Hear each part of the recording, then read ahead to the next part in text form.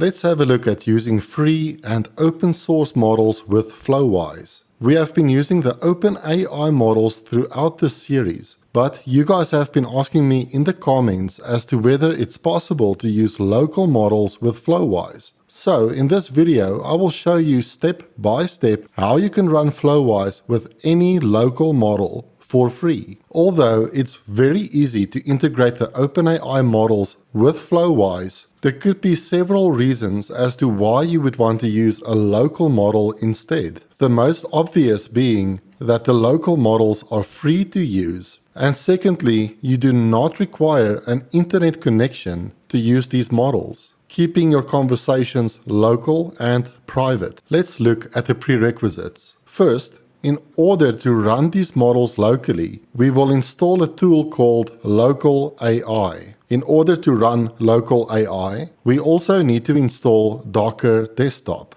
So head over to docker.com and then download and install Docker for your operating system. After setting up Docker, and if everything was set up correctly, you should be presented with a screen like this. And this means that Docker is running. After setting up Docker, we now need to download this LocalAI repository. So go over to the LocalAI repo, click on code, and then copy this link. Next, create a new folder on your drive to which you will install LocalAI. Then open up the command prompt. In Windows, you can do that by clicking on the address bar, then entering CMD and pressing enter. In the command prompt, enter git clone and then paste in the URL to the LocalAI repo and press enter. We can now open up the folder that was downloaded. And what we need to do next is download the models that we'd like to use and then copy them into this models folder. By default, this folder is empty. So let's go ahead and download our first model. For this demo, we will use a very popular model called GPT4ALL. You will find the link to this page in the description of this video. And if you scroll down with this page, you will find a section called Model Explorer. And in this dropdown, you will find plenty of models that you can use. And you can simply click on this button to download the model. But for this demo, I will leave a link in the description to the specific GPT4ALL model that I'll be using. So go ahead and copy that link and then paste it into your address bar and then click enter, and this will download the model. After the model was downloaded, simply copy and paste that model into the models folder. We can now go ahead and start up our LocalAI instance. To do this, simply cd into your LocalAI folder and then run the following command: docker-compose up-d-pool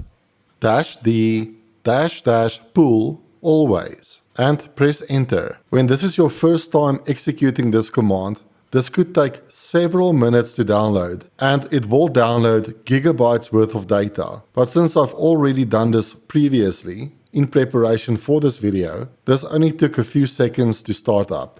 Also, if I go back to Docker, I can see the LocalAI instance, and I can also see that it is currently running. And if I expand this, I can also see that this instance is running on port 8080. We can now go ahead and test this. Technically, what LocalAI is doing is it is exposing API endpoints that we can call to interact with these models. So the easiest way to test that this is working is by opening a tool like Postman. Let's create a new session and let's leave the method as get. You can then use the following URL to access a list of all models available in LocalAI. Go to localhost port 8080/v1/models. Let's go ahead and test this by clicking send. And we do get a list of models back. And because we only have this one model available, we only see this one model coming back. And the fact that we do get a response means that LocalAI is working. Right, now that we know that LocalAI is up and running, let's create our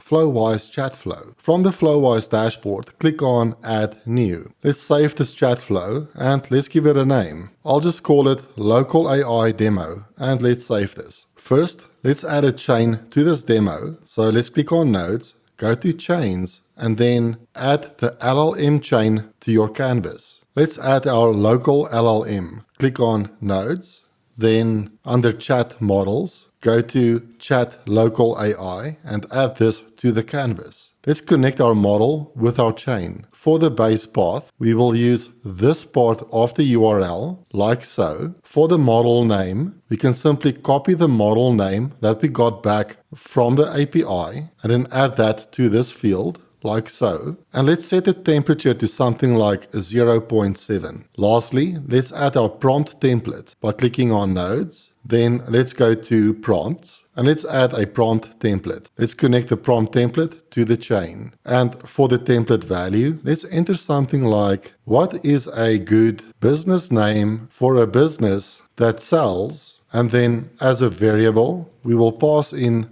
product. And product is the message coming from the user. So let's click on Format Prompt Values. And for product, let's edit this value and let's make it equal to the question coming in from the user. Great. Let's go ahead and save this chain. Let's test this. In the chat, let's enter a product name, something like balloons. And we are getting a response back from our local model saying that a good business name for a company that sells balloons would ideally be something catchy, memorable, and related to the product and service offered. For example, you could consider naming the company Balloon Empire or simply The Balloon Company. That's awesome. I hope you found this video informative. Please consider subscribing to my channel and liking and sharing this video. I'll see you in the next one. Bye bye.